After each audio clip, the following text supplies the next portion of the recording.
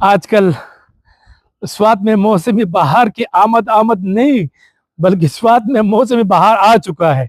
हर तरफ आप फूल ही फूल देख रहे हैं। जो फलदार दरख्त के बागात है, इनमें मुख्तलिफ पलों में यानी आलू बुखारा और इसी तरह आलूचा और खुबानी, अड़ू, इसमें जो अगर आप देखें तो बहुत ही ज़्यादा शानदार नज़ारा है। हर तरफ हमें फूल ही फूल नज़र आ रहे हैं और मार्च से शुरू होकर अप्रैल के एंड तक ये जारी रहता है। तो अगर इन दिनों में आप आते हैं तो आपका इस्तकबाल जो है ना वो फलदार दरख्तों के बागात में जो दरख्त लगे हैं, इस पे जो फूल आए हैं, वो आपका इस्तकबाल करेंगे।